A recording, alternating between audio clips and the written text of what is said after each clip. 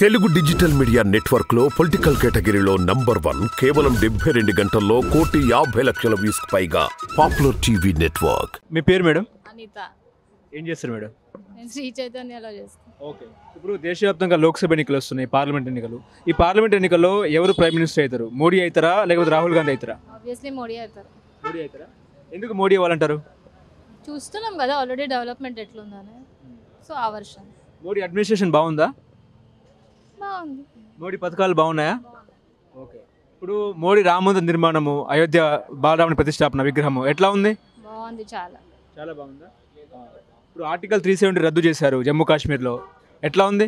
వాటి గురించి నాకు ఐడియా లేదు. నాకు తెలిసిన ప్రకారం అయితే ఆయన చాలా బాగా చేశారు.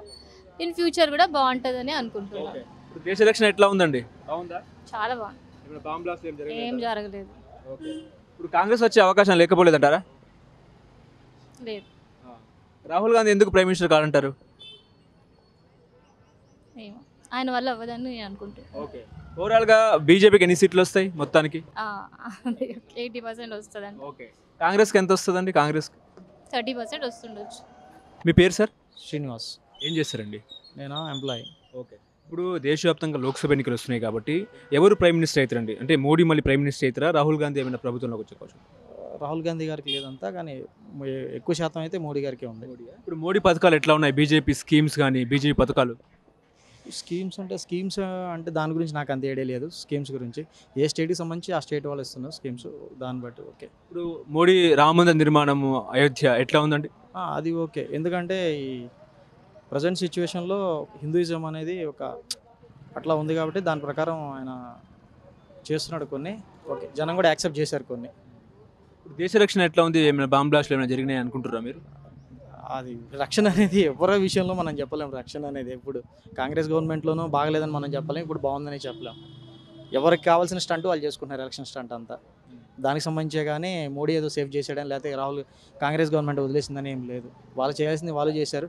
మ్యాక్సిమం మీరు చూసుకుంటే సెంట్రల్ గవర్నమెంట్ సంస్థలు అనేవి చాలా కాంగ్రెస్ గవర్నమెంట్లోనే వచ్చినాయి. ఇక్కడ స్టేట్ ఇప్పుడు మోడీ గవర్నమెంట్ కంటే వాళ్ళు ఉన్నప్పటికీ చాలా ఎక్కువ తీసుకొచ్చారు భారత ప్రభుత్వ రంగ సంస్థలు అనేవి. సో సెంట్రల్ గవర్నమెంట్ జాబ్స్ అనేవి కానీ దేని పరంగా చూసుకున్నా కాంగ్రెస్ గవర్నమెంట్లో ఎక్కువ వచ్చినాయి. మోడీ గారు చేసిందంటే ఈ మతపరమైన కొన్ని కార్యక్రమాలు ఎట్లా చేసుకుని ఎలా తీసుకొచ్చారు తప్పితే దాని గురించి ఇంకా డెవలప్మెంట్ స్కీమ్స్ అంటే ఇక అది మనమే చెప్పుకోవాలంతే. మీ పేరండి? నా పేరు రవి దూసా. ఏం చేస్తారండి? నేను రియల్ ఎస్టేట్ చేస్తా, చైతన్య కాలేజ్ అడ్మిషన్ చేస్తా. ఇప్పుడు దేశవ్యాప్తంగా లోక్సభ ఎన్నికలు వస్తున్నాయి, పార్లమెంట్ ఎన్నికలు. ఈ పార్లమెంట్ ఎన్నికల్లో ఎవరు ప్రధానమంత్రి అయ్యే అవకాశం ఉంది? మోడీనా రాహుల్ గాంధీయా? 100% మోడీ గారే అండి.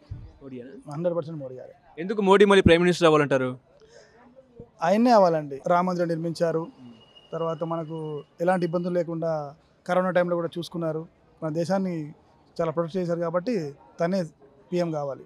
ఇప్పుడు రామ మందిరం బాగుందా? అయోధ్య రామ మందిరం నిర్మాణం బాగుందా? సార్ ఎన్ని సంవత్సరాల కళ సార్, అది కొన్ని వందల సంవత్సరాల కళ అది. కాబట్టి ఆ కళను నెరవేర్చింది ఓన్లీ మోడీ గారు మాత్రమే. ఆయన్నే దాన్ని మనకు ఈరోజు మన భారతదేశానికి ఇచ్చారు గిఫ్ట్.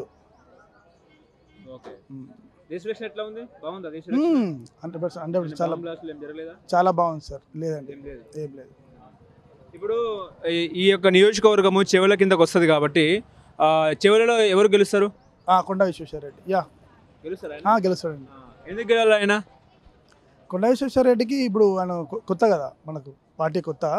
ఎందుకంటే బీజేపీని చూసుకొని మనం గెలవాలి సార్ ఆయన. ఇప్పుడు బీజేపీ హయాంలో హిందూ మతం ఎట్లా ఉంది సార్? అందరూ బీజేపీ ముస్లింకు అది ఇది అంటారు కానీ అవన్నీ ఏం లేవండి. వాస్తవంగా మత సమస్య ఏమి ఉండదు.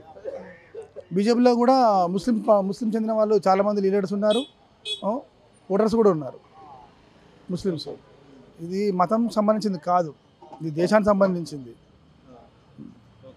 ఇప్పుడు ఓవరాల్గా చూసుకుంటే బీజేపీ మేనిఫెస్టో ఎట్లా ఉంది మీకు? 100% బాగుంది సార్.